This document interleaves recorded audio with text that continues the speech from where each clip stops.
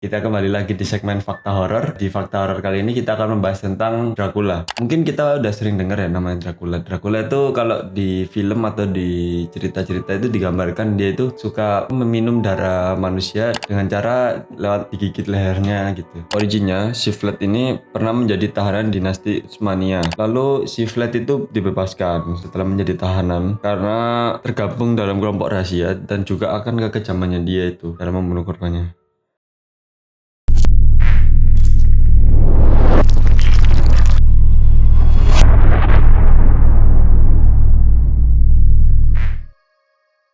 Halo semuanya, selamat datang di Ngasik. Hari saya Sarul. Kita kembali lagi di segmen Fakta Horor. Di Fakta Horor kali ini kita akan membahas tentang Dracula. Mungkin kita udah sering dengar ya namanya Dracula. Dracula itu kalau di film atau di cerita-cerita itu digambarkan dia itu suka meminum darah manusia dengan cara lewat digigit lehernya gitu. Nah, Dracula ini juga bisa berubah jadi kelelawar, ya identik sama vampir lah. Cuma Dracula ini lebih populer, tapi kebanyakan orang itu menganggapnya sebuah mitos saja atau cuma rumor belaka lah.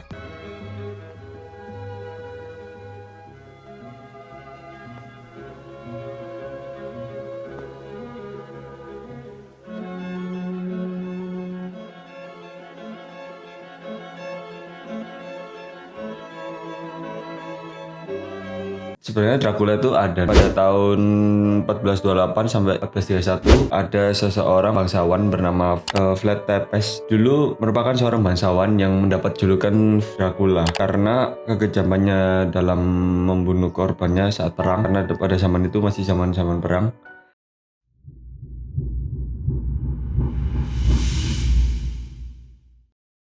Di originnya, si Vlad ini pernah menjadi tahanan dinasti Utsmania, yaitu Ottoman Turki yang sekarang bisa dibilang Turki, dulu itu Ottoman. Lalu si Vlad itu dibebaskan setelah menjadi tahanan karena si Vlad itu tetap tinggal di Ottoman untuk membuktikan loyalitasnya terhadap Kekaisaran Ottoman.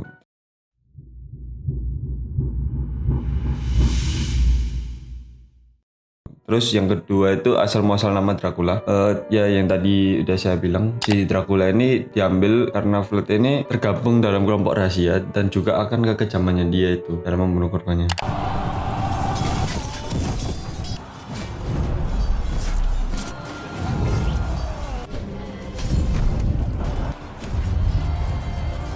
Vlad bukan hantu, tapi dia benar-benar meminum darah manusia. Ya, jadi si Vlad ini emang bukan hantu atau bukan makhluk aneh gitu. Dia sama seperti kita, cuma dia meminum darah manusia, darah korban-korbannya. Vlad ini memiliki dendam kepada beberapa orang Ottoman karena ayahnya itu dianati oleh rakyat dan dikubur hidup-hidup oleh tentara Hungaria. Lalu untuk membalas dendamnya, si Vlad ini mengundang semua orang yang terlibat untuk ke sebuah pesta.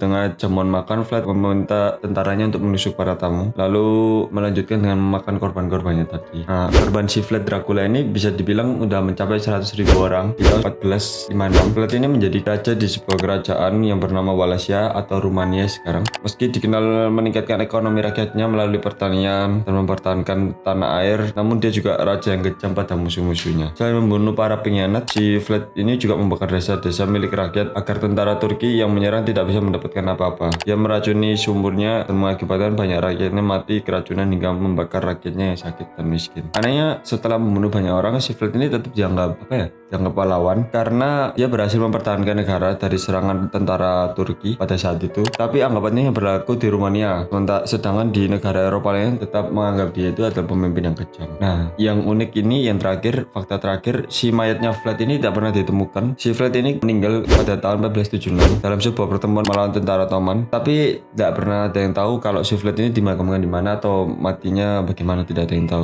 Karena banyak sumber melaporkan dia dimakamkan di Biara Snagov, Rumania, namun jenazahnya tidak pernah ditemukan di sana.